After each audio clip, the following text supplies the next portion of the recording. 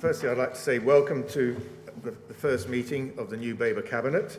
I particularly want to welcome back returning councillors Osborne and Davis, and give a welcome also to back to the Cabinet after an absence to Councillor Parker, and a particular welcome to our new Cabinet members, Councillor Malvisi, Councillor Arthey and Councillor Busby.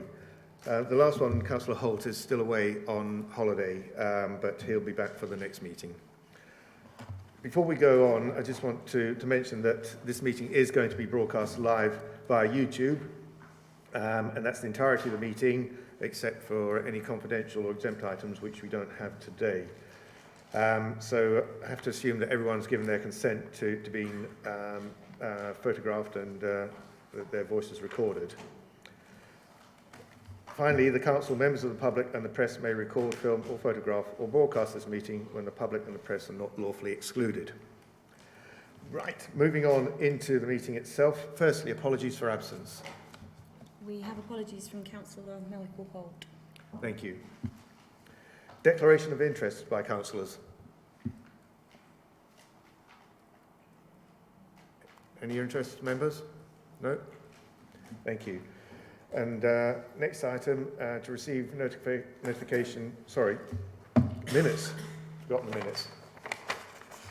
Firstly, going through the minutes of the Cabinet meeting we held on Thursday, 7th of March. For your review and completeness, page 1, page 2, page 3, page 4. Oh, sorry, Councillor Malvesi, yes? That one. Okay. 1321, first bullet. Is that £64 or 64,000?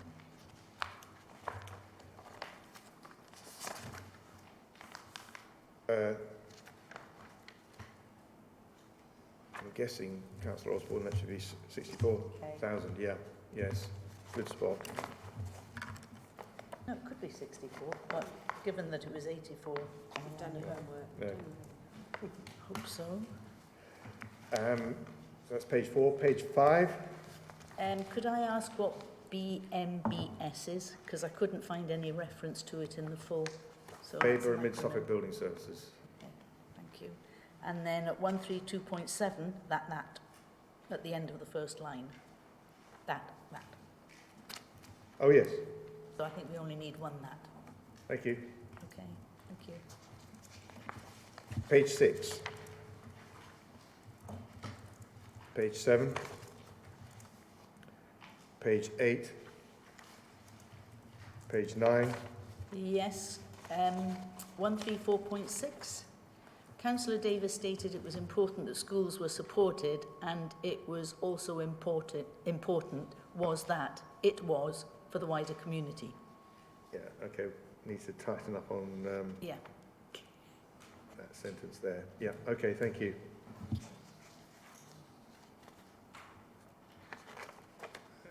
Page 10. Yes, 134.21. Second line towards the end. I'll read it out. Councillor Ward stated that the overall cost estimates had been reduced and that in this case approval should be granted but agreed but. No, delete the but Too many buts. and take it through to that. Yeah, okay. Yeah, thank you. Thank you. Page 11. Page 12.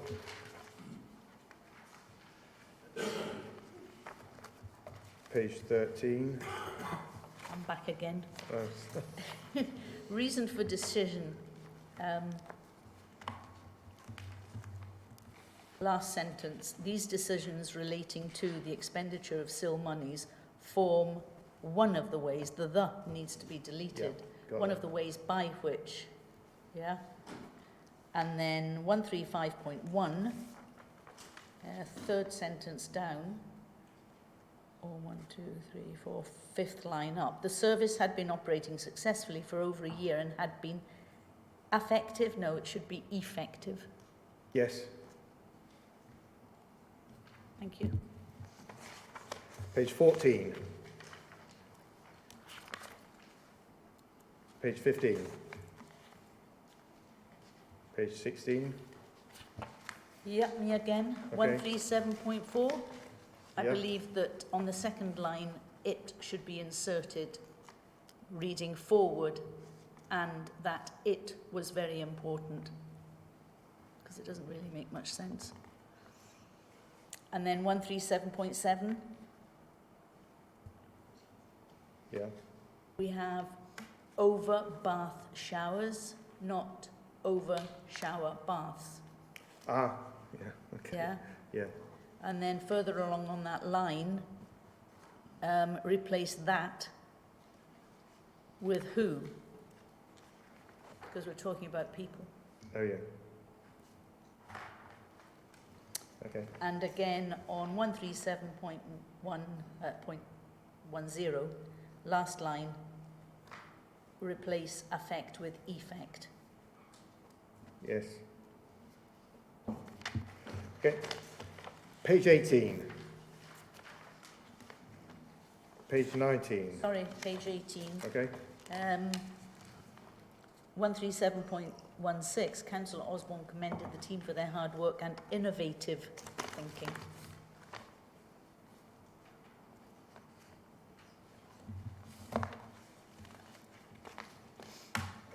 Page 19.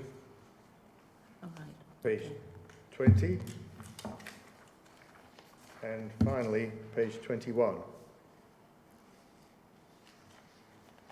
Okay. May I have a proposer and seconder for the minutes, as amended by Councillor Malvisi? May I have a proposer and seconder for the minutes? All those in favour of adopting the minutes?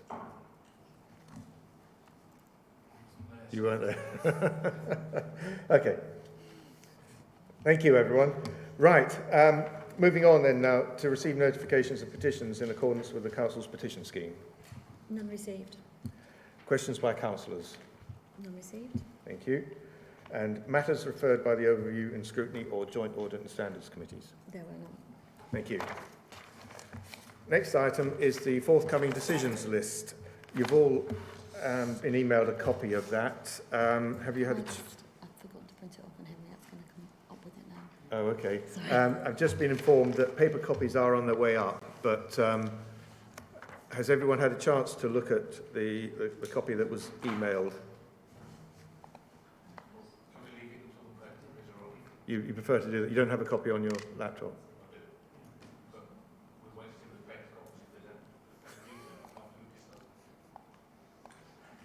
If you'd like to defer this item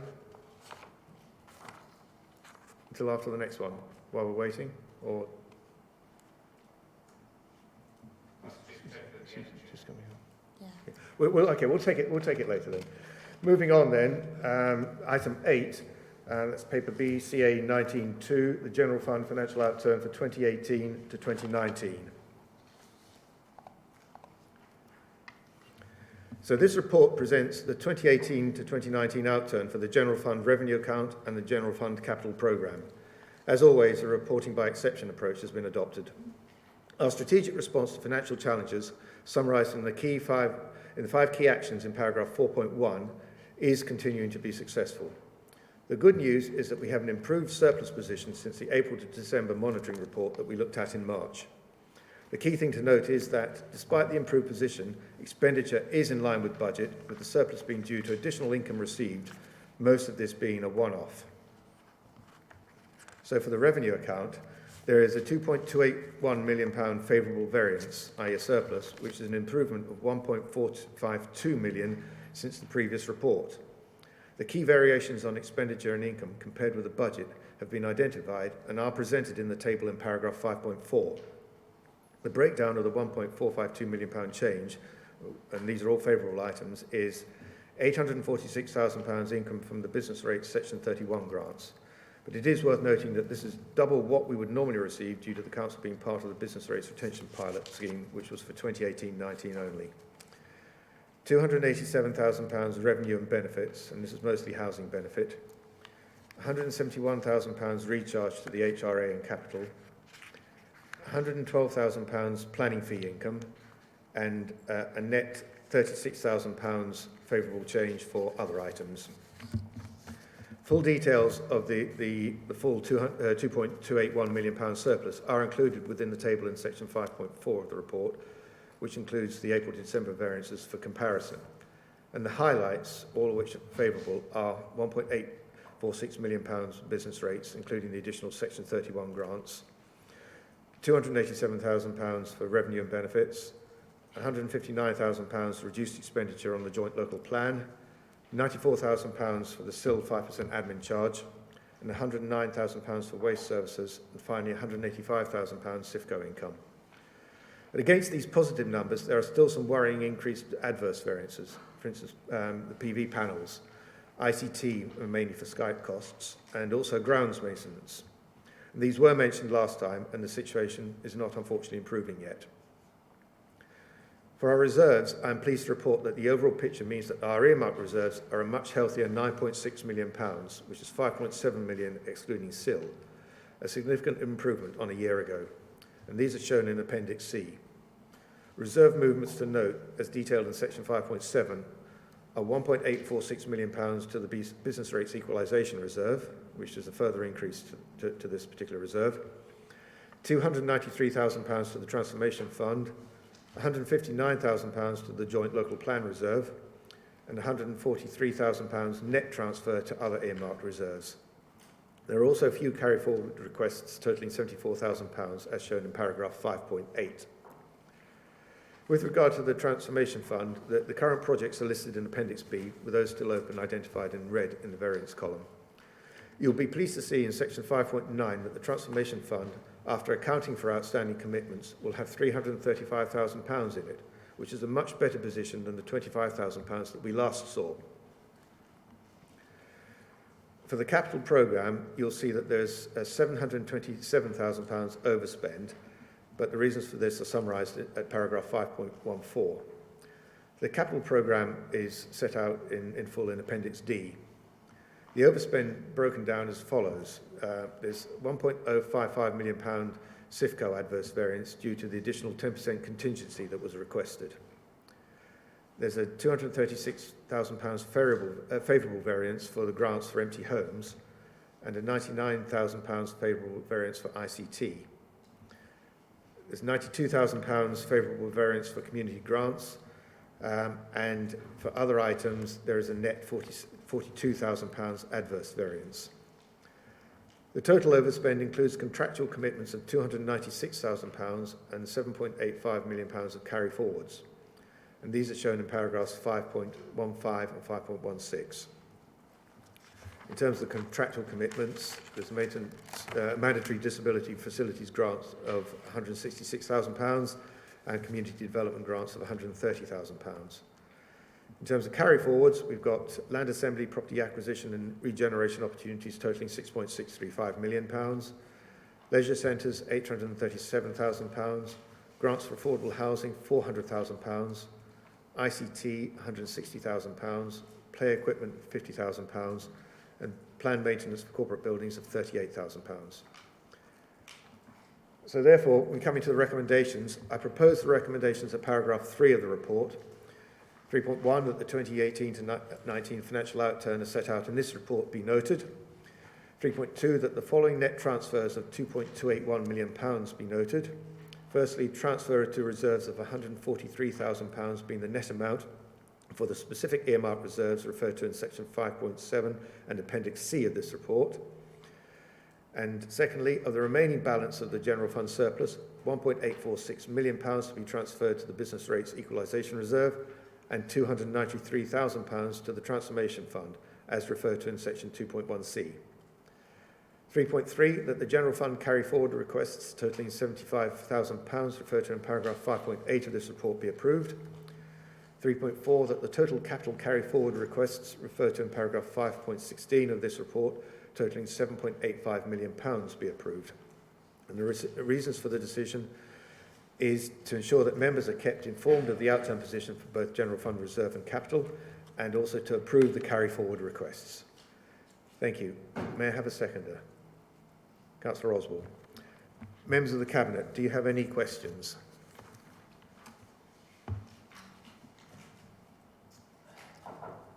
Councillor Busby. Number on presentation primarily, Chair. On page 26, and I have discussed this with John, we have a table which shows the difference to budget, and we talk about £2.281 million total variance, and the tables below are supposed to be an explanation of that. But it's very difficult to work out where. I mean, for instance, the first heading in the table is strategic planning, which doesn't appear in the table above. There isn't anything that says BMS Invest in these tables, which relates to the first line of the other table. It's just impossible to marry up the figures. I think on the housing revenue account, it does do that. It's easier to follow. Also, the layout is strange in that we've got, I don't know, God knows how many, 20 pages or whatever it is, 10 pages of explanation, most of which say either it's a favourable variant or an adverse variant, and there's a movement on last time. You can show that in the figures. If each item within each box was shown as a figure, you wouldn't need anything else. You could get all that information on one page.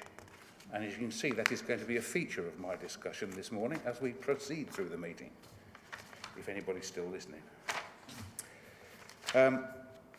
So I think we just need to look at the presentation of this first part of the report. A question on 516, page 39.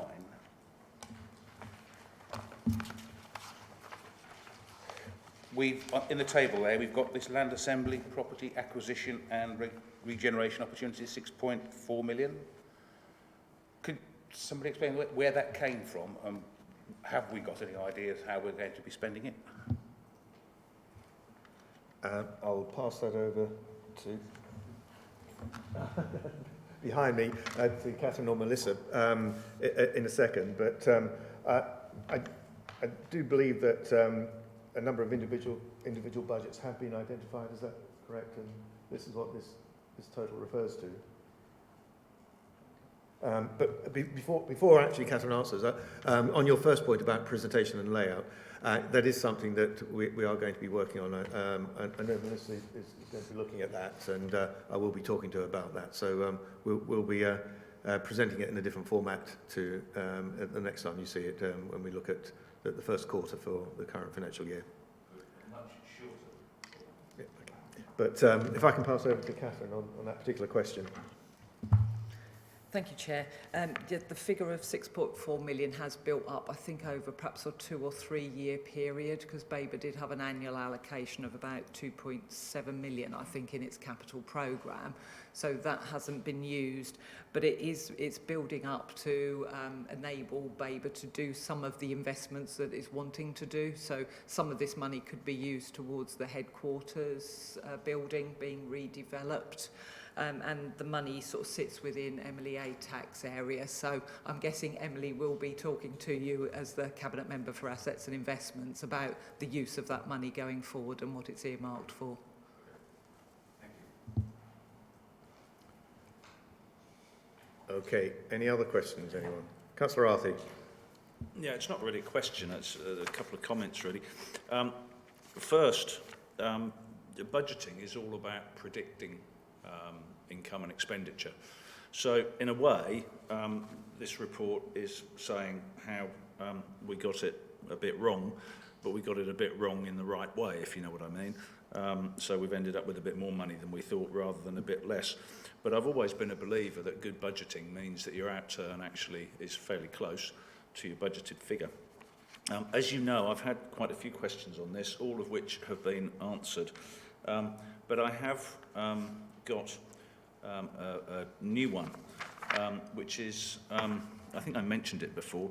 It's about grants, and it's on page 38 and 39.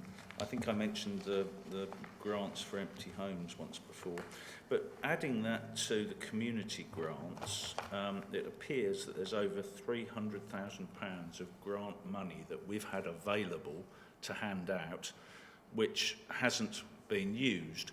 And I just wonder whether that actually means that we're not being very successful at attracting bids, if you like, for people to use this money. We've made it available and it hasn't been used. I don't know if there's anybody that can comment on that.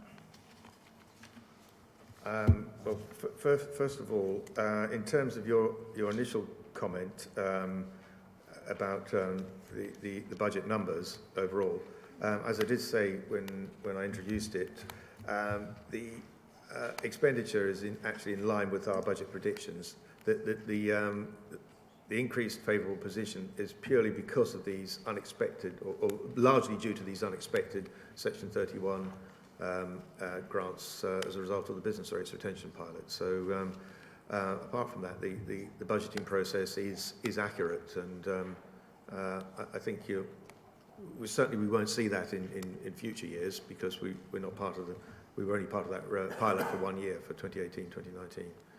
But in terms of the grants, I take your point, but the Chief Executive would like to pick up on that. I'll try and assist on the table that you're referring to, which is table under 5.15. That's simply a reflection of being the end of the year. So we take an artificial point in time, and obviously we report to you on a particular point in time, and that happens to be the end of the financial year.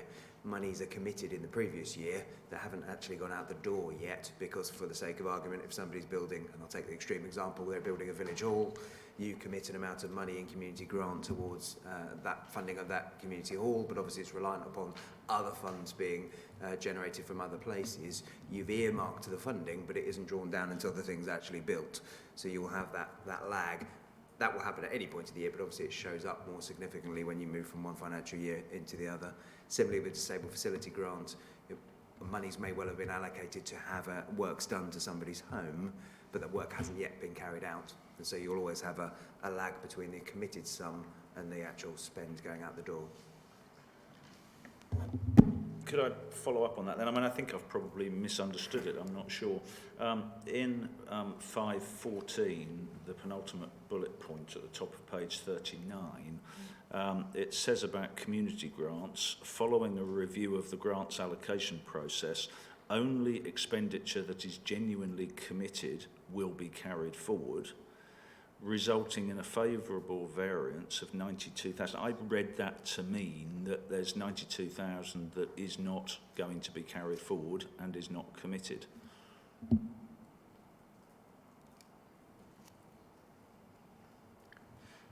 I think that's right, yeah.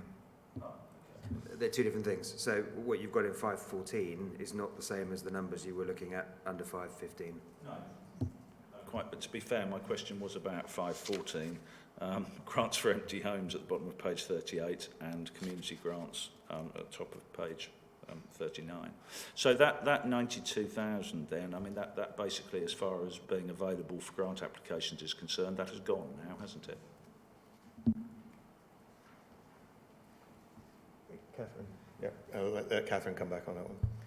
Yes, that isn't being proposed to carry forward. That's obviously the discussions that Finance have had with the corporate manager in that area.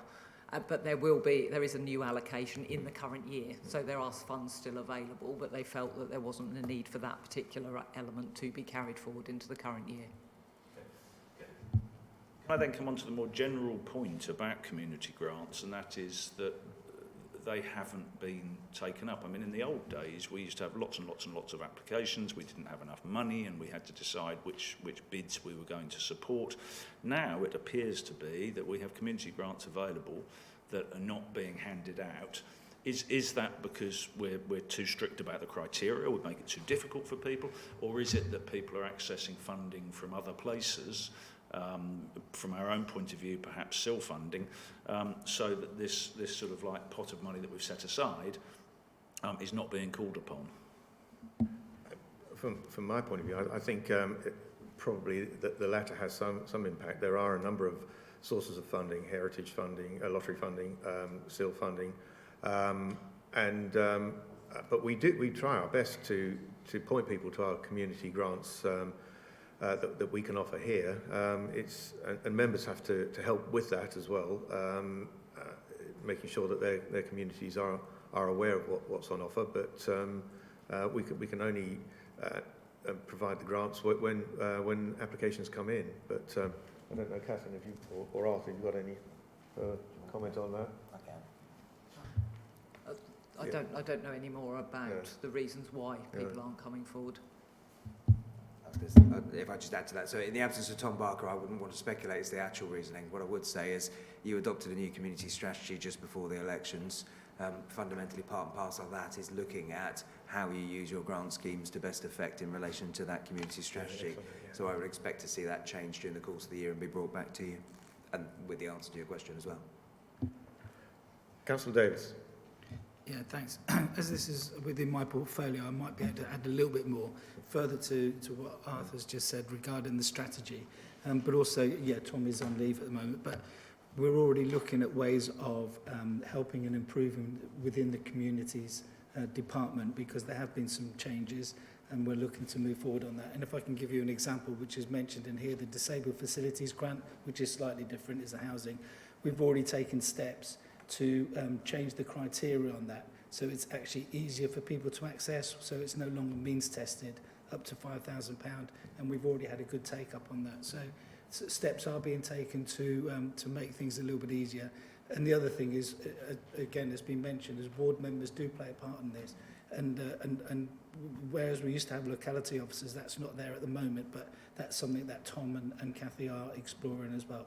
So we're looking to move things forward in that respect. Does that help? Yeah, thank you, Councillor. That's great. Thank you. Councillor Osborne.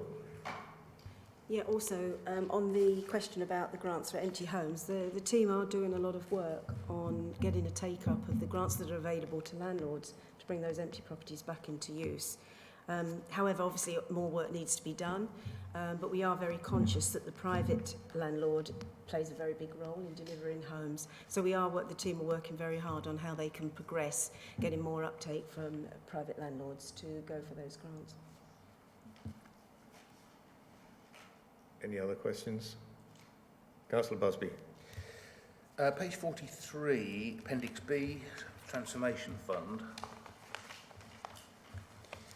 Line 5, we've got additional economic development capacity to support a number of initiatives. And apparently we've got £87,000 we haven't spent, which we're saying is no longer required. I'm surprised we can't find something to spend it on. So just to be clear, and coming back to the question about budgeting, that's £87,000 that wasn't required in relation to that original plan in terms of budgeting. I'm sure as councillors you'll always find reasons to spend money in that regard, but we wouldn't wish to do that outside of the process in terms of bringing that back to you for decision making.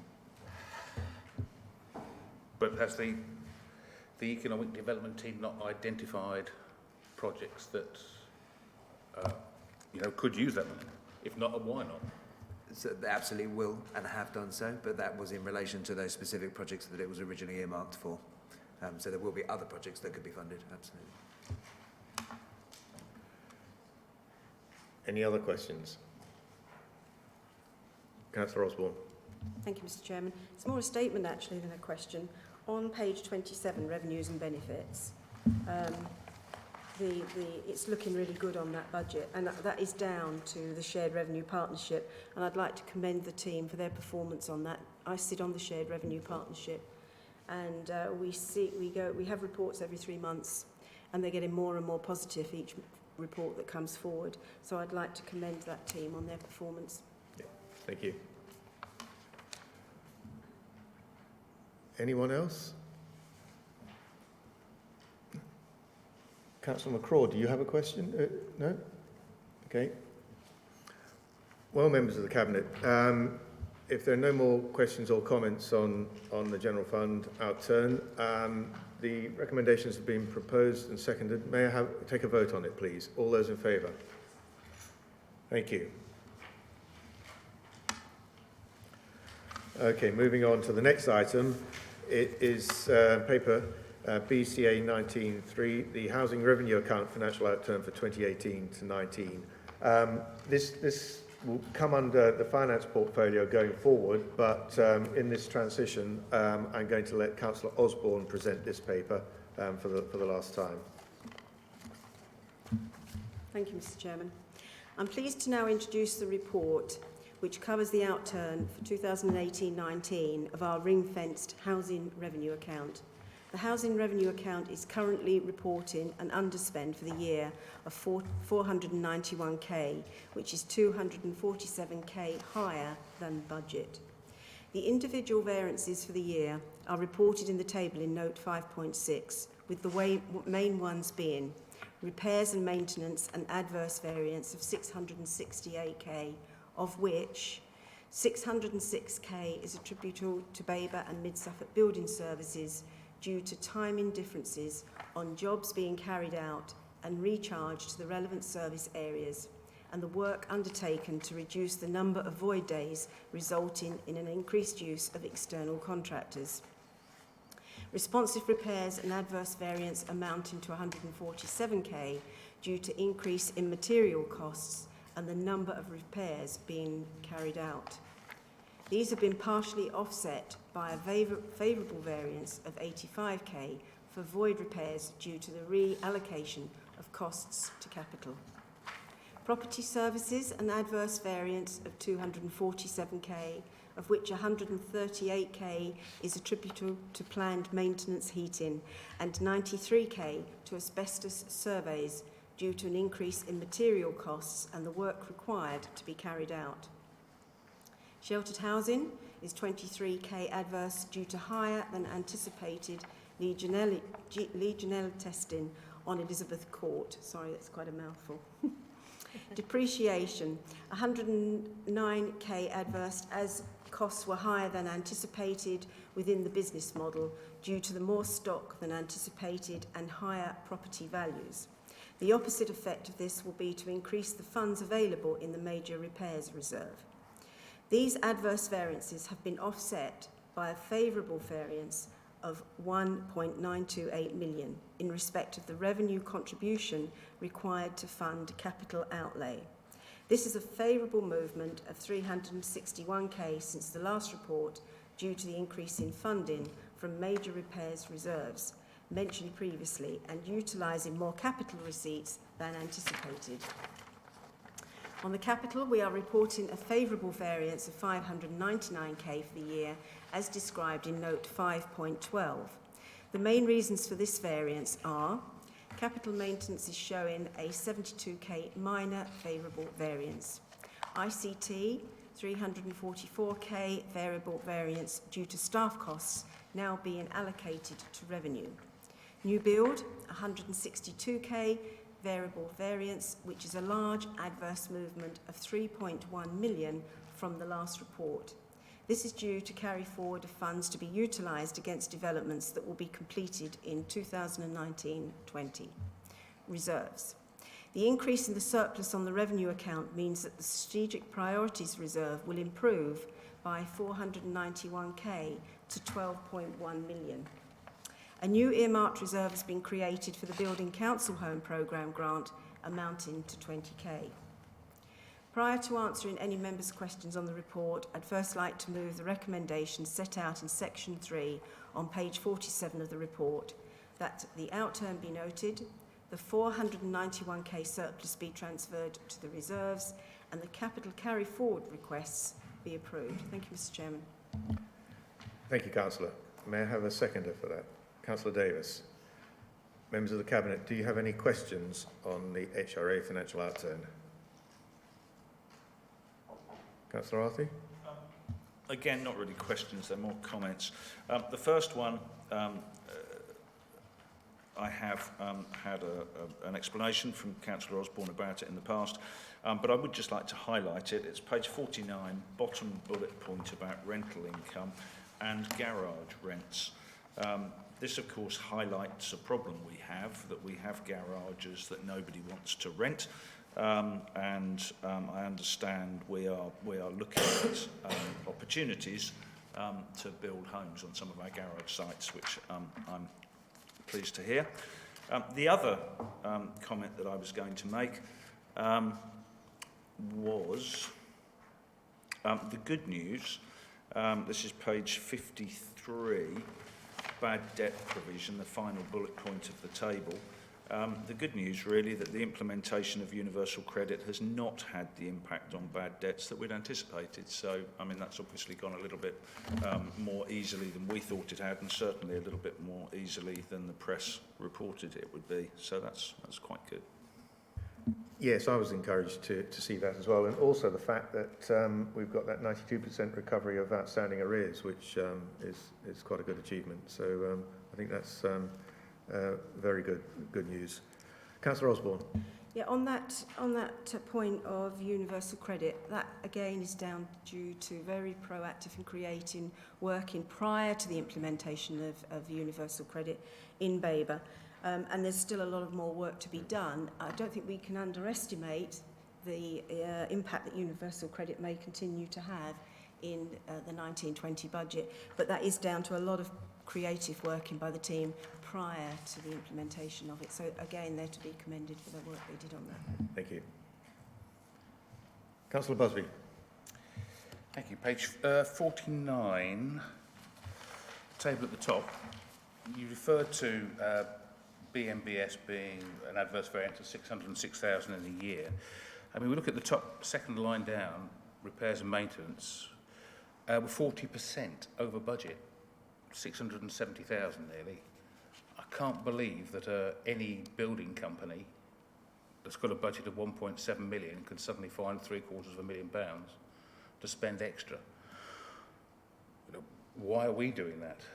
I mean, either it was very poor budgeting or very poor management in terms of how we spent that budget. And the next line down, property services were 25% over on that as well. There's a kind of big concern. I know it's not general fund, but even so, that's large amounts to be overspent on a budget. Gavin, can you provide some clarity on that? Yeah, I'm happy to talk about those figures. In relation to building services, members over the last year have scrutinised that service, including through the Cabinet overview and scrutiny, and there has been an internal audit of the business plan, and the business plan has since been revised for this year going forward. I think it's important to note that in the comments it does highlight that a large amount of that additional spend, which was unforeseen, was due to the use of external contractors, and that was as a result of the voids project, which members set as a key priority to reduce void times from what were 60 plus days some 12-18 months ago, and are now down on average to less than 20. That was a target set by members, and as a result there was a need to bring in external contractors to support us with that project. We don't see the need for external contractors carrying out that work in the future. I think it's also important to note the benefits that void project has had in regards to the reduction in void times means more rental income. A quick calculation based on average council rents per day based on the void reduction times that you've seen equates to £68,000 of additional rental income, and that's aside to the increase in council tax that we receive and that we don't have to contribute towards when properties are void, reductions in B&B costs, because potentially if those people that sadly find themselves homeless and are looking for homes are in B&B, and also the social benefit of not seeing empty properties sit empty on our estates for considerable time. So I think there's a lot of positives there. I take on board the points in relation to the figures, but I think there's an explanation.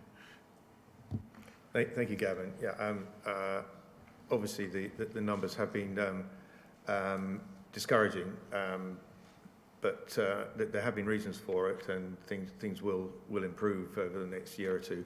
But the points that Gavin has made in terms of the non-financial benefits of reducing the void times, those are unarguable in my view. It's much better news for us and for those on the waiting list that we do not have long void times in our properties, and we keep that down to as low a number as we possibly can. We want those houses filled because we want to house people. There is a demand for housing, and I think that's fully justified this programme.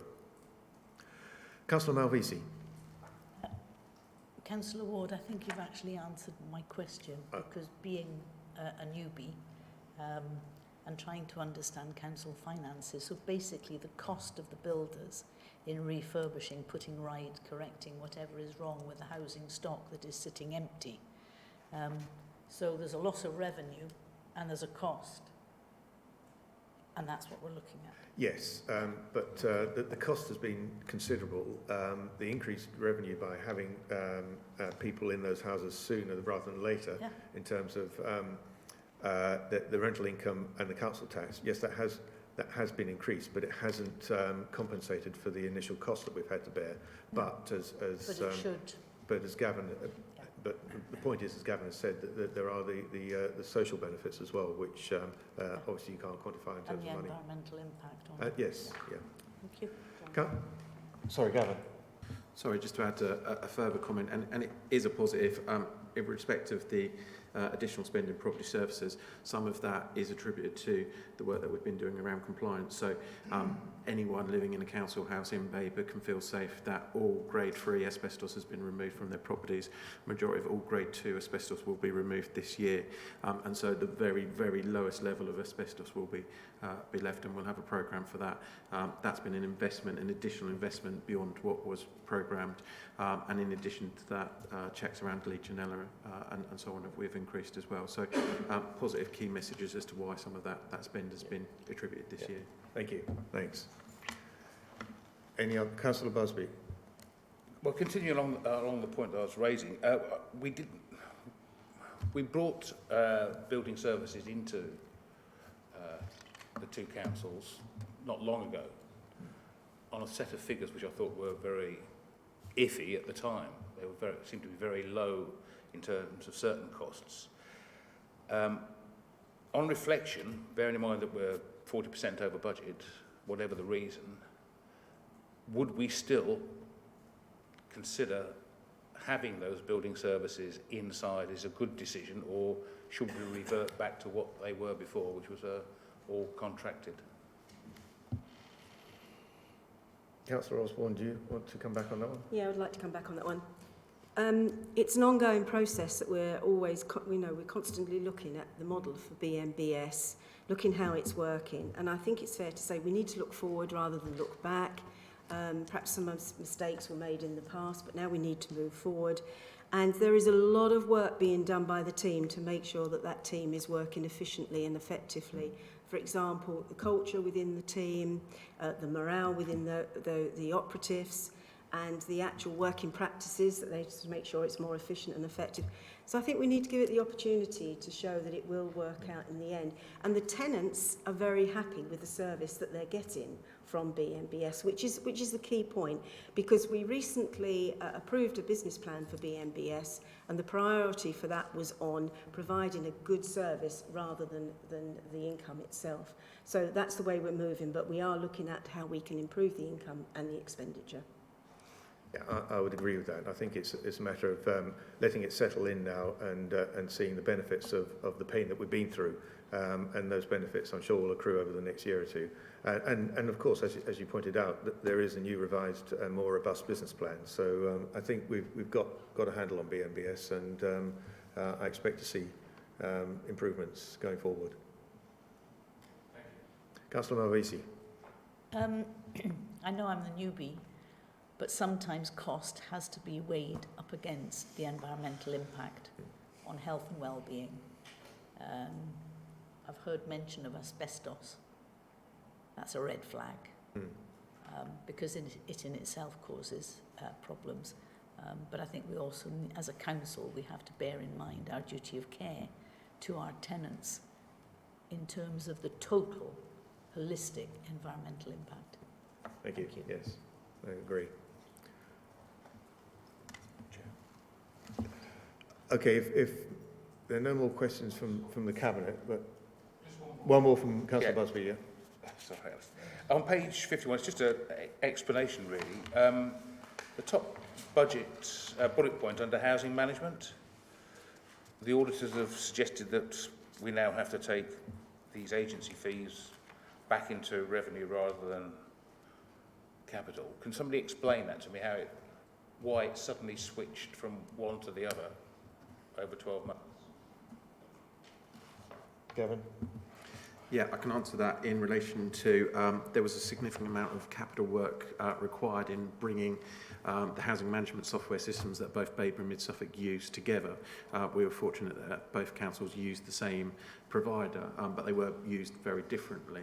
Obviously, both councils are still sovereign separate councils, and so that presented challenges for us when bringing the housing management system together to produce those efficiencies in regards to how people may manage repairs or how staff may manage rent arrears within our software, bearing in mind that the money's going into two separate accounts and that. So there was a lot of investment in officer time and investment in capital to get that working effectively. That was capital. There was then the decision that actually ongoing costs thereon become a revenue cost. Thank you. You okay? If there are no more questions from the Cabinet, I believe Councillor McCraw, you'd like to ask a question? More of an observation and based on the experience of scrutiny. Looking at on page 53, this has been referred to by Councillor Osborne, the implementation of universal credit. And as I recall, when this came to scrutiny, it had been pointed out that at that point, and I don't know if it's gone much further, only 20% of the rollout of universal credit applied to this district. So we still have to see what the other 80% impact might produce. And there was also a question of the 53-week year, which had not been planned for in the original planning, if that's the word, of universal credit. So those impacts only represent 1/5 of the potential, and I suspect we may see further impacts later on. I just thought that point should be made, but I would agree with what Councillor Osborne said, that there's been a very proactive organisation in preparing for the rollout of universal credit, but the job isn't over. Thank you, Councillor McCraw. Yeah, I fully understand what you're saying, and obviously we will keep a close watch on it. Okay, members of the Cabinet, you've had the recommendations proposed and seconded. May I take a vote? All those in favour, please. Thank you.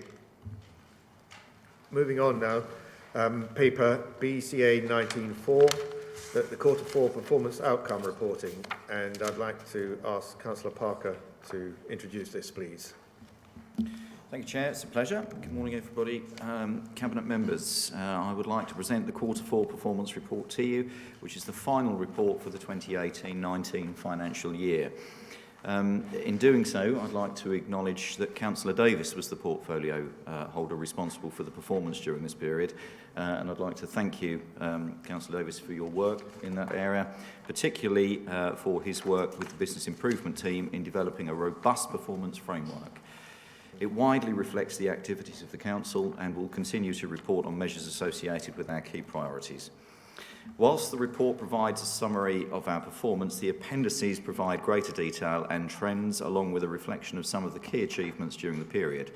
I'm delighted that there are many areas in the report where our performance exceeds our targets, and over the coming year we'll start to introduce some benchmarking data wherever possible. I'd like to recommend that Cabinet members agree that the performance report and the performance outcome information tabled at appendices A to H reflect the Council's performance for January to March. Thank you, Chair. Thank you, Councillor. May I have a seconder for that? Councillor Davis. As usual, these reports are very good, very informative. I just want to make one quick observation, though. We need to update the Cabinet member responsibilities in the appendices. They've still got the old Cabinet members listed. But any questions, members of the Cabinet? Councillor Busby, then Councillor Arthur. Again, it's to do with the style and the length of the report. And it seems to be the difference between data and information. We're getting a lot of data. I'm not certain it's information or knowledge necessarily by what's being presented. I mean, I think if we turn to page 65, which is Appendix A, a lot of the information, I'm not certain that we need to have it as an A3 fold out with 6 months the previous 2 quarters on there. Just the last 2 quarters will do. I don't think we need to know all that. If you go to the next page, 67, I know it's nice to have graphs and things like that, but sometimes it doesn't actually tell us a great deal. I mean, the top one on page 67, they're all 100%, so what's the point of having a graph? What's the point of reporting on it, quite frankly? And again, when you start talking in terms of percentages, but there are small numbers, again, it's a bit meaningless. Almost just the comments column would do. That would tell us as much as we need to know. And I think generally, we've got to ask the question, why are we getting this? Is it just for comfort, or is it to get us to do something about it? It should be, I think, the latter. And then you link those comments back to the reports. And the comments in the reports don't actually, again, it's data, not information in my view. If you take the first one, the number of days lost to sickness and number of staff on long-term sickness, it tells us that it's decreased 22% from one quarter and 69% from the previous quarter and 25% from the previous last year, and whatever it is, doesn't actually mean anything. If somebody had said that both indices peaked last, whatever it was, September, during the office move, which was understandable, and now the indices have come back to the average level before that office move. That would explain what happened and why, and where we are again now. It doesn't, just quoting percentages doesn't actually tell us anything. And that's my key concern there. And just the volume of paper that goes with all of this. You know, it goes on and on. Page 73, which is the average time taken to process council tax benefit changes. You know, it looks great because we're well better than target, but the target's too high. You know, the target of 10 days, we haven't been above 10 days in the last 3 years, so why have we had a target of 10? It's down to 7, but we're still well below that. And really, do we need all of that information to show that we're averaging whatever it is, 3.91% in terms of 3.91 days? It's just too much. I'm thinking of these poor people that are having to do all of the work, as well as me having to read it. So can we review these before we get to the end of the next quarter, and decide what it is that we're trying to do here, rather than just laboriously regurgitate reports. Okay, Councillor Busby, I'm going to pass over to Councillor Parker any second now, but I will make an observation. I think your criticism is somewhat harsh. I don't think it's a matter of data rather than information. I think there's a lot of information there, and indeed you did use that word yourself just about 30 seconds ago. Said too much information, I think, which... No, you did use the word... but the point is... the trends, whether they're graphical trends or tabulated percentages, are there, and it's those that this information is there to give us so that we can respond to those trends. So I think it's giving us a lot of useful information, not just data. But I will pass over to Councillor Parker. Thank you, Chair. I mean, in actual fact, you pretty much said exactly what I was going to say. And I think, with respect to Councillor Busby, he's actually mentioned a number of points there, actually. I take the point, actually, with regards to maybe the presentation, that, you know, these are sort of large bits of paper. So, you know, it's our job as Cabinet members to make sure that, you know, that we want things to be presented in the way they're presented so that they're clear and they're legible. I take that on board, and I'm sure that's something that we can go back and perhaps give consideration to. With regards to the information that's contained within the reports, however, I probably will disagree with you, Councillor Busby. I think that it's right and proper that we have a wealth of information at our hands, and that information is readily available for people when they request it, to be honest. I think it would be easy if we didn't have the information. I'm sure the criticism would be that we haven't got the information. So, yeah, absolutely. If you put data in, data will come out. So, you know, I'm sorry that we've reached 100% target on everything. But I don't apologise for the fact that we will report on that. But I do. I mean, it's interesting that you mentioned, for example, the number of days lost to sickness. Now, I'm quite sure, being a newbie myself to this, I'm quite sure that if we drill down on that, we actually do know what the underlying figures are under there. I'm quite sure of it. But I do take your point. And in actual fact, I asterisked exactly the same thing when I was reading through the report myself. You know, a percentage of what. So, yep, I think in summary, I take on board what you're saying, and yes, I think we'll review your comments. The information contained therein, however, I don't make any apologies for. Okay. In that case, since you're all fully behind all the reports, perhaps you could explain page 93 and what benefit we're getting from that one.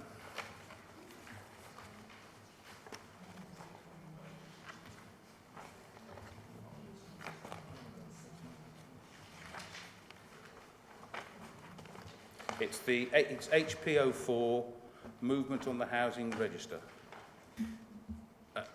If I can, Chair, if that's all right. Look, I take your point, Councillor Busby, and again, it comes down to presentation. If you put data in, you get data out, but I take your point, and I would be interested to hear the officer's comment with regards to page 93 particularly. If anybody's got any comments they can offer. I suspect Gavin might want to provide an answer to that, but I'm going to cheat slightly, if I may, and take the floor just to cover a couple of things, if I can. So these are your performance reports, going back to Councillor Busby's point, and particularly they're your performance reports as Cabinet members. So as the Cabinet member responsible for whichever section, if you don't like it, change it. Because I absolutely take the point that I don't want to produce information or data or analysis for you that you don't want. Having said that, there's also collective knowledge that comes from this, and it's not just knowledge for the Cabinet, it's knowledge for all councillors, and it's not just knowledge for all councillors, it's knowledge for the public as well, and it's covering a multitude of bases in that regard.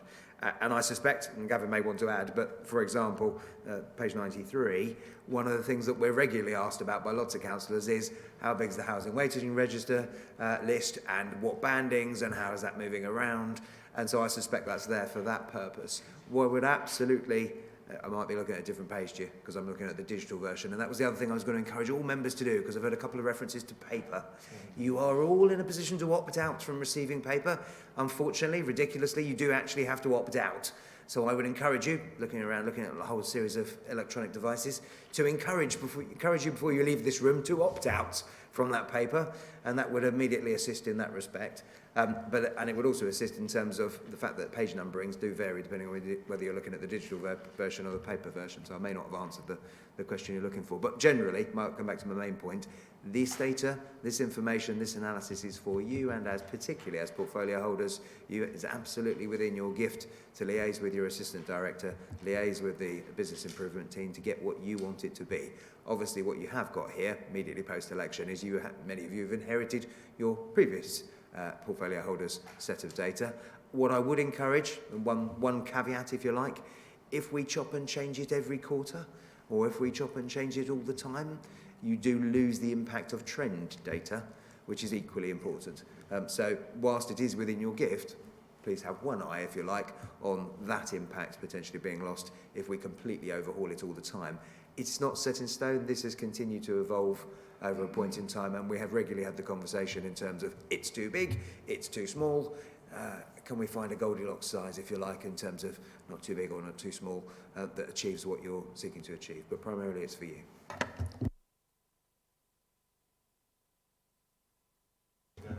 Thank you, Chair. Just in relation to the last performance indicator, it was one that members have asked for historically. It is an indicator of the number of people coming onto the waiting list, what priority. So you can draw analogies with, for example, homelessness, and you can also draw analogies with people moving into accommodation. Myself and the portfolio holder for housing have already discussed a review of the performance indicators for housing for the next 4 years, and we'll be conducting a workshop to focus on them. So if you have got any views or opinions on what you would like to see in relation to housing performance, then please liaise with me, myself or Councillor Osborne.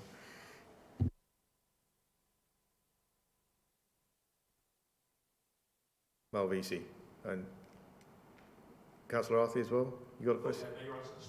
No, I didn't. Did I? Okay. Councillor Osborne. Thank you very much, Councillor Arthur. Thank you. I'm going to consider my hand slapped, and I will opt out from this point of receiving paper documents, because you're right, there is an awful lot of paper there. So I will register that opting out at some point. I find this really very, very useful. And for example, as the Cabinet Member for Housing, I want to know how many's on the housing register and how it's going, if it's going up or it's going down. I also want to know how many people, for example, are in bed and breakfast, whether that's going up or going down. So I find this very, very useful. However, as Gavin has already alluded to, we are doing a review to make sure that the indicators that we've got on there are the right indicators, they are informative, and they are actually serving a purpose. So I do support this. Perhaps the graphs, don't need the graphs so much, but I do like the comparison of comparing with previous quarters, even with comparison with previous years. So I still think we should continue with this format. That's fine, but the information isn't information. You mentioned the other night, you were talking about number of houses built for the HRA this year. If you look at the graph, HDO1, we have a target of 210 for the 3 years, 2017 to 2020. We didn't build any in 18-19. You've identified some that are being built this year, but it doesn't tell us how many short of the 210 we are. The one piece of information that would be useful, it doesn't mention. Yeah, actually, you're absolutely right. And this is one area I've identified as needed clarification. It doesn't give the right picture of where we are with our development programme on houses for our housing stock. So that's one area that we will definitely be looking at. Yeah, I agree with Councillor Osborne. I found it really useful over the past year. And I seem to recall at full council, Councillor Busby had a real go about the graph and everything then. So the improvement that the team, Karen and her team, have made over the past year is really tangible. So that it's a lot better than it was. Still not perfect, you know, and I think we'll accept that. But Karen has worked really closely with the ADs and the corporate managers to try and make it more concise and more relevant. And I think, you know, that she's done a great job in doing that, and that will continue on, I'm sure, under Lee's lead and the portfolio there as well. But I do find the information, particularly at customer services, I was able to look at it and be able to go to Sarah and say, you know, why is this or what is that? And she always had an answer, obviously, because, you know, she was on top of it. So it's really useful, really helpful, and it's also helpful for the public as well, those people that are interested in these. I'm not a great stats man myself, but it does sum it up, but it can be better, and we accept that. Yes, thank you. I find the information regarding to days lost through sickness, whether short-term or long-term, very important. I've got a particular interest in health and well-being on the mental health side, because it does affect all of us and it affects our productivity. Councillor Arthur.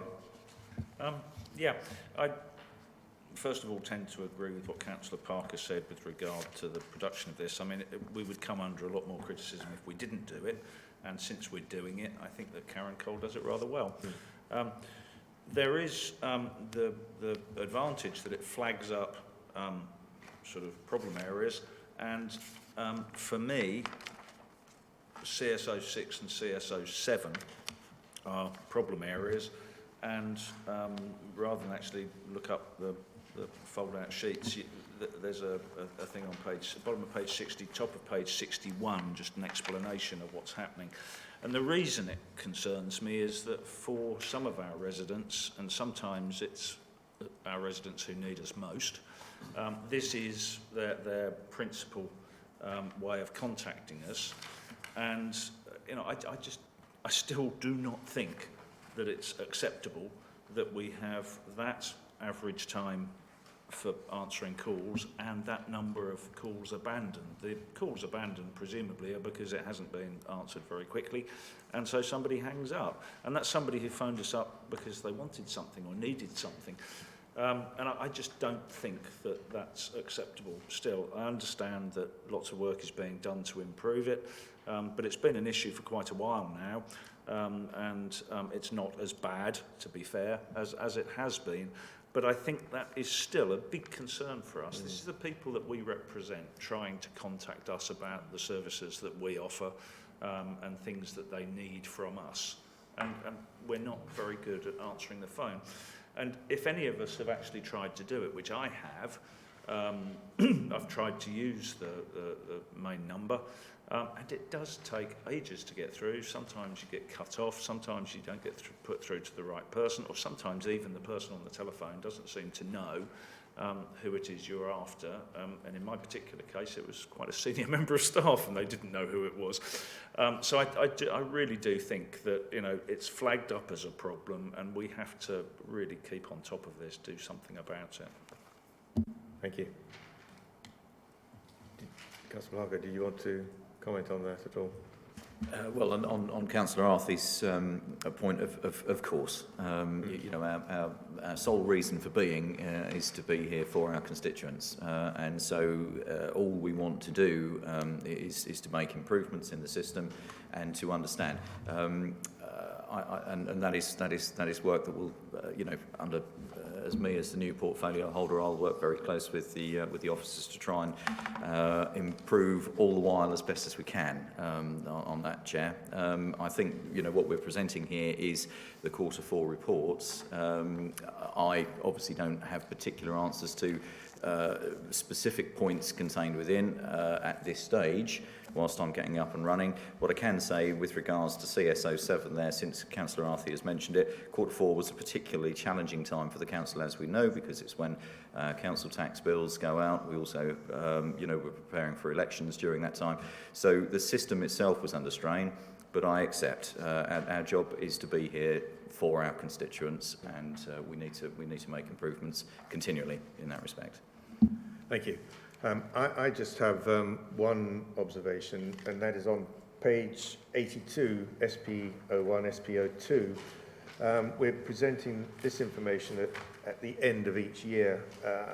I think it might be useful for both of those performance measures if we can get some kind of in-year position, because it would be good to know, I think, within a year whether we're meeting our target in terms of dwellings completed, but also more importantly with SP02, the 5-year land supply does fluctuate within a year, and we do need to be aware of that and to be able to respond to that in whatever way we can. And we're in a particular position with that at the moment, obviously. So Councillor Arthey, it's within your portfolio, so perhaps we could get some more granular stats for those two during the year. Thank you. Yeah, can I respond to that? Absolutely. Yeah. The two most important things, I think, when I've taken on this portfolio is to provide an up-to-date and compliant local plan and to ensure that we maintain a 5-year housing supply. Yeah, thank you. Are there any other questions from the Cabinet? In which case, Councillor McCraw, do you have a question? I just want to stress, I think, on the part of the scrutiny position, just how invaluable I think we find this from a scrutiny point of view. Consistency of methodology, an emerging picture through the 4 quarters. The 4th quarter report is, to my mind, the most valuable of all of these, since we've seen the picture emerging through the last year, and we've said to ourselves, we could really see with seeing what the end-of-year outcome is. So I would warn Cabinet members who are thinking of changing the methodology or the things they're reporting to be cautious in doing so. The data is useful. There aren't many subjects in here that haven't come before scrutiny in the course of the last year or two, and some will come again. But this is an area, this is a set of documents where a scrutiny committee can look at the overall performance outcome and ask itself whether it needs to re-scrutinise a subject if we have not already arranged to do so, because we use a cyclical method. So methodology, consistency, I am a stats man. This stuff is meat and drink to us. So we need this, and I'd advocate caution is all. Thanks very much. Thank you, Councillor. And one last final comment from me, and that is on page 112, with regard to the number of garden waste subscribers. Obviously, this has been something that's been in the national press, given the suggestion that this should be a free service. And we're finding that we're continuing increase in the number of subscribers. So people are clearly, they understand the value of paying for this service and are happy to pay for it. So I think this is a message, well, I know it's a message that through the District Councils network, we're feeding back to government, and we do not see the need or the desire to have free garden waste subscriptions. Anyway, on that note, we've had the recommendations proposed and seconded. May I take a vote? All those in favour, please. Thank you. Moving on now, the next one, paper BCA 19.5, the Regulation of Investigatory Powers Act 2000, the use of legislation and updated policy. I'll hand over to Councillor Parker. Thank you, Chair. This report is to inform councillors about issues relevant to the use of the Regulation of Investigatory Powers Act, or REPA 2000, and to provide a refreshed policy for approval. By way of introduction for members, REPA provides a legal framework for the Council to use covert methods of surveillance and information gathering to assist in the detection and prevention of crime in relation to an authority's core function. The legislation ensures that any investigatory activity conducted by the Council is legal, proportionate and necessary. It was introduced to ensure that individuals' rights are protected while also ensuring that law enforcement and security agencies, including local authorities, have the powers they need to do the job effectively. Some of the changes I wish to draw members' attention to specifically are the creation of the Investigatory Powers Commissioner's Office, or IPCO, in September 27, following the abolishment of the Office of Surveillance Commissioners, the Intelligence Services Commissioner's Office, and the Interception of Communications Commissioner's Office. The IPCO is now responsible for the judicial oversight of the use of direct or covert surveillance by public authorities throughout the United Kingdom. So it's been a change, effectively, of regulator. The two legal officers responsible for acting as the Council's senior responsible officer and REPA coordinator left the organisation when the shared legal service was formed. Although it's very unlikely for the councils to use REPA, as confirmed by each council's nil statistical return over the past years, there was a recognition that the existing joint REPA policy should be refreshed and the key roles reassigned to the appropriate officers. A report was recently presented to the senior leadership team, and the key roles of the senior responsible officer, the REPA coordinating officer, and the authorising officers have now been assigned, and the details of those can be found in Appendix 1 of the attached policy. In terms of performance monitoring and training, IPCO have adopted a more flexible approach to the arrangements for inspections, as it has become apparent in recent years for a variety of reasons, which have included reduced resources, greater access to data matching, and overt rather than covert law enforcement, that most authorities have granted fewer or no recent surveillance requests. In November of last year, 2018, IPCO advised that based on the information provided, the Council has demonstrated a level of compliance that removes for the present the requirement for a physical inspection. We'll note here that the last inspection was carried out actually in 2015. IPCO noted that the draft joint policy document being presented today was clear and comprehensive, and importantly that an all-training session has been organised, which took place in November of last year, which put the Council in a position to be able to apply the Act in a lawful and efficient manner. if the need arose. So, Chair, I therefore recommend that the refreshed joint Reaper policy and the changes in respect of officer roles be approved, and the change in the judicial oversight in the United Kingdom noted. Thank you. Thank you, Councillor. May I have a seconder, please? Councillor Osborne. Members of the Cabinet, any questions? Councillor Osborne? Not so much a question. I think it's a very good policy and I'm really pleased to see it before us today.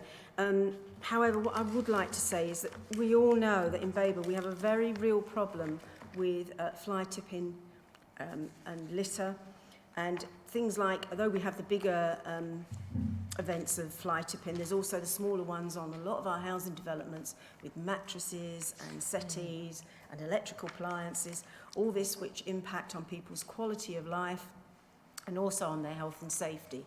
In addition to this, we are becoming more and more aware in Sudbury that a lot of our play areas, including the brand new BMX park in Bellevue, is suffering from graffiti. And it's taken the town community wardens a lot of their time to clear it and clean it away where they could be focusing on other areas. I'd very much like us to see us use this policy to the full, to be very creative and proactive in how we can use this to help reduce this impact that it's having on people's lives. You know, I often, I've done it myself and I don't know that I'm supposed to, but I've picked up a mattress myself and taken it down to the dump because it's had to wait so long to be removed, and by the time it gets removed you've got a problem with rats as well coming along. So I really would like to see us use this policy and try and reduce the level of fly tipping and littering that we're suffering from throughout the whole of Babergh. Thank you, Mr. Chairman. Thank you. Councillor Davis. Just a quick one, and perhaps John can answer this. Many years ago, when I was a journalist, I went undercover with some housing benefit fraud investigators, and I was just wondering if, obviously this would cover this, but we've had nil. Do we ever do, or is it outside Babergh's remit in terms of trying to catch benefit cheats? Sorry. Thank you, Chair. Thank you very much. That's certainly something that we actually can consider. I'm speaking to one of the managers at the SRP and looking at preventative fraud techniques anyway, and that's one area where we can possibly work together. Certainly across Ipswich as well, because obviously the shared partnership is the three authorities, so that's something we can explore further as we move forward and develop those relationships, but particularly around those sorts. You tend to find that we get reports that come in terms of fraud benefit. They tend to get passed obviously to the DWP, who actually then do the investigations themselves, but there is a liaison and there's a single point of contact, acts as the conduit between obviously giving the benefit and also checking to make sure it gets to the right people. We haven't done this.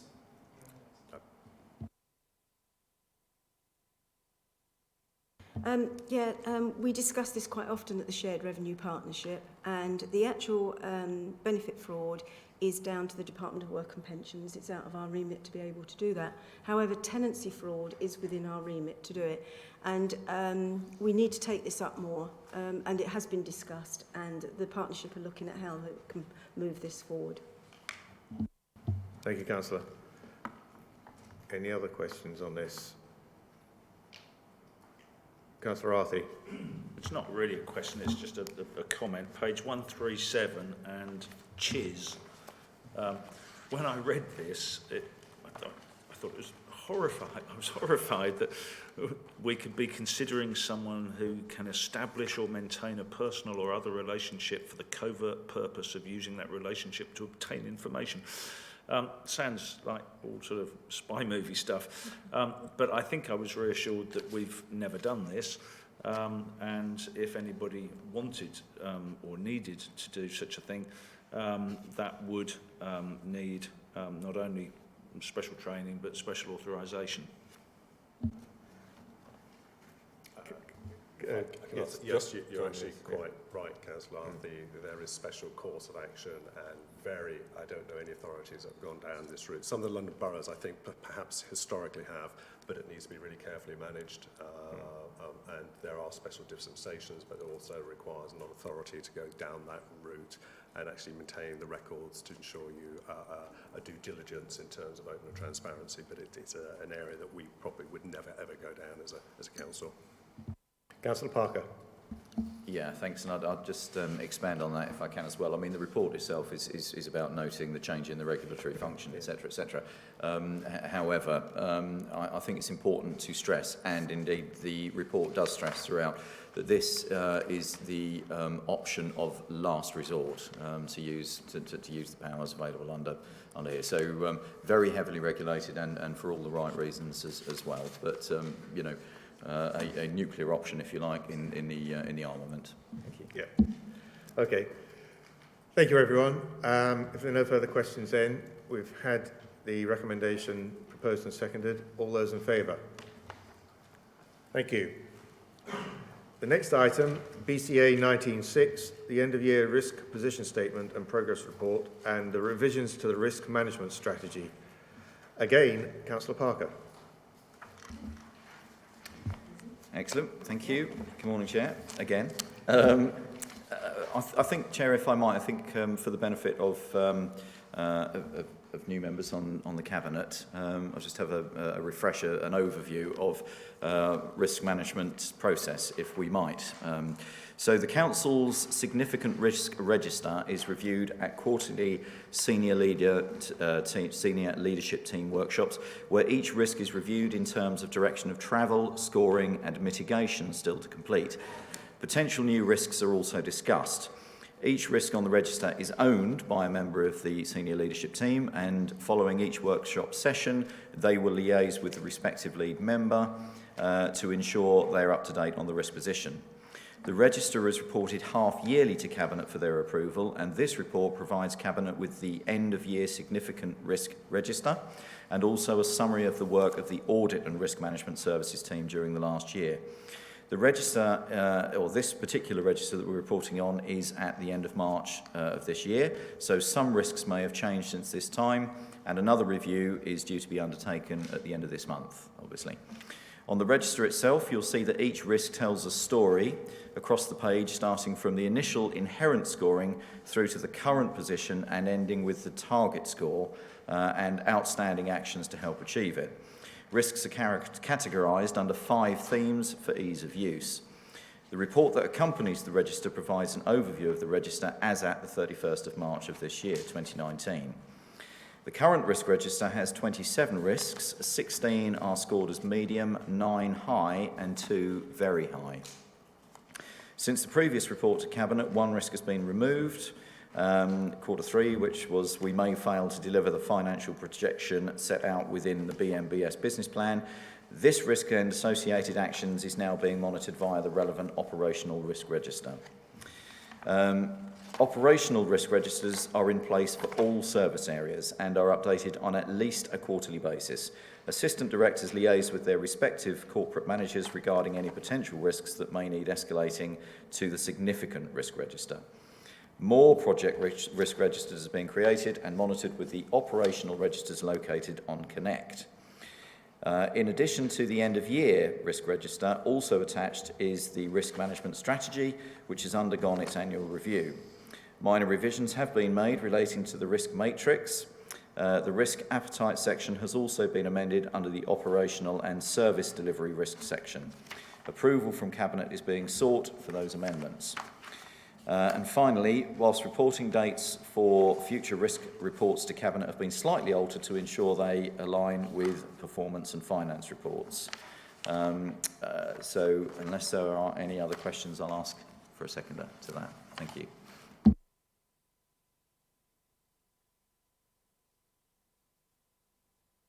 I'll ask the Cabinet if they've got any questions, but first I want to make the observation that I think the information in this report is of immense value to us all as Cabinet members, and I think it's I find it incredibly useful.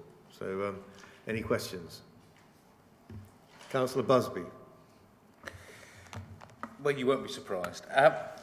Perhaps I could ask the Cabinet members which risk is the one that concerns them the most, without referring to their papers, to see how good the information is.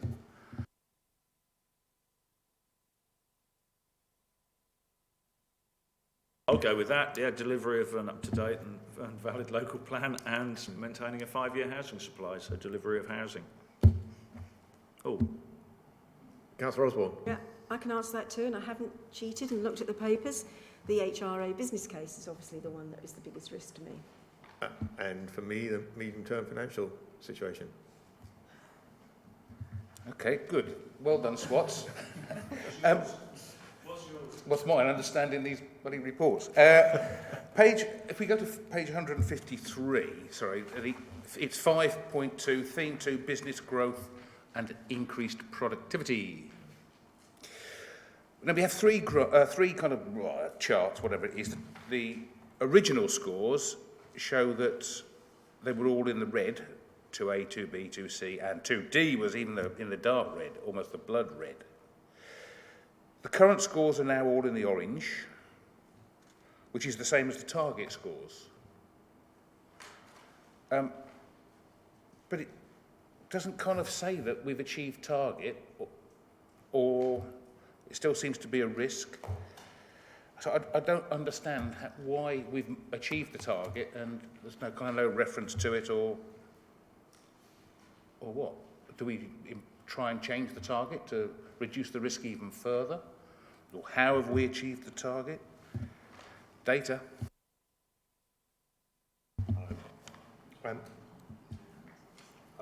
Okay, John, yes. Yeah, thank you, Chair. Sort of happy to answer that. In terms of going from left to right, if you like, of the actual register and also within the report, what we're trying to establish is actually by telling the story and what we're trying to aspire to. So ultimately, in terms of the target scores, we are looking to try and reduce the likelihood and impact through a number of mitigations. Some of the nature of the risks that we have on that register are difficult to do it, but we need to manage those in a very proactive way. Obviously, the assistant directors, whom basically the risk owners are talking to your good selves in terms of getting that dialogue and engagement to see whether we can make further improvements. But the idea of this register is really to basically show members how we're actually managing those risks from, as you say, from the inherent side right through to the current and the residual stuff and those target scores which we're trying to achieve and aspire to. So ideally we are trying to move those scores in a downwards direction. But as I said, some of those risks will remain the same score because purely the nature of the risk itself. And also, it's no bad thing with someone. It doesn't imply that there's a problem. It just recognises the fact that, particularly on those that you've identified with the business growth and increased productivity, that that will always be the risk level of those particular issues. And but we'll be managing them in accordance with that.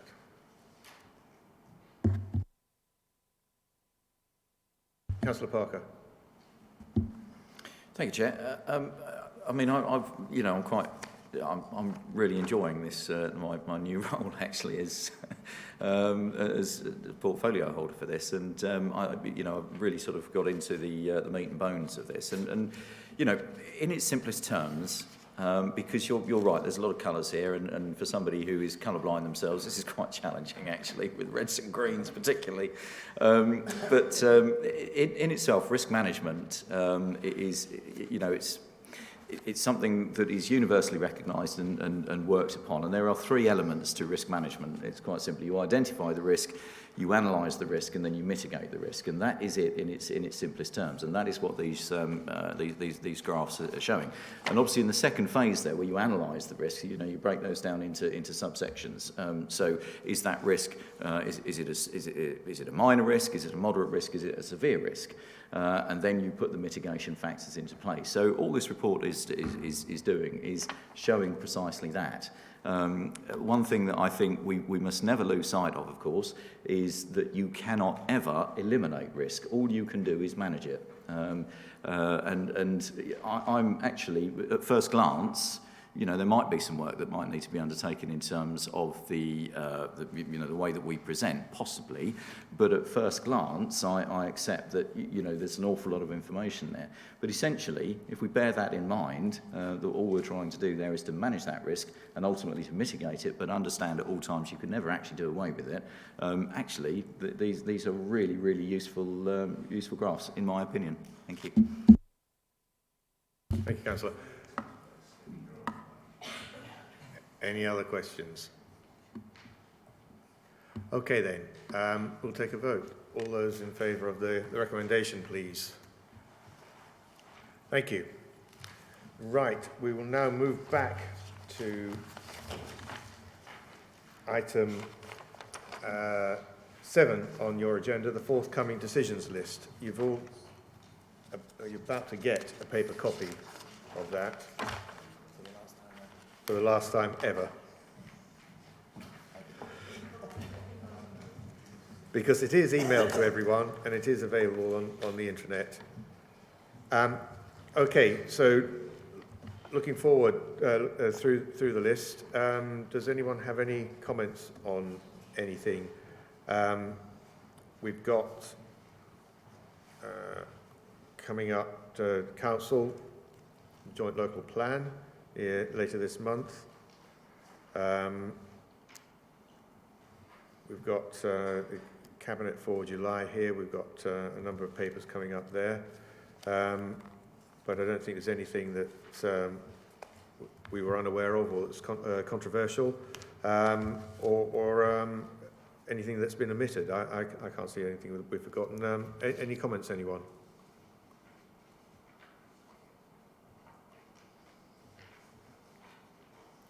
No? I just wanted to double check, but perhaps we've done a lot of work obviously on the joint local plan. Will it definitely be coming to council? It definitely will, yeah. Councillor Arthur. As far as I'm aware, unless you know something I don't, I mean, there was a little a possibility that it might have to go to July instead of June, but we've had the steering group meetings, and as far as I'm aware, unless you know something I don't, we're on track, and the papers should come out either end of this week or beginning of next week. I can add to that. It's helpful having had the conversation yesterday. Yes, so members should receive a copy of the papers on Friday. The agenda itself is then being published on Monday, 5 o'clock by 5 o'clock on Monday. So you'll get them twice, but you'll get them in advance. And yes, it's coming through to full council, which is the following week. Which is good, because I've been telling my parishes that it'll be coming through to full council this month and going out to consultation next month. So everyone is eagerly awaiting it, and so that they can provide their comments on it. So that's that. I think everything else is fine from my point of view. Any other comments? No? Okay then. Well, if that's that, then we're all happy with that forthcoming decisions list. I'm going to draw the meeting to a close. Thank you everyone for coming to our first Cabinet meeting. At the next meeting, Thursday 11th of July at 5:30, evening meeting. Thank you everyone.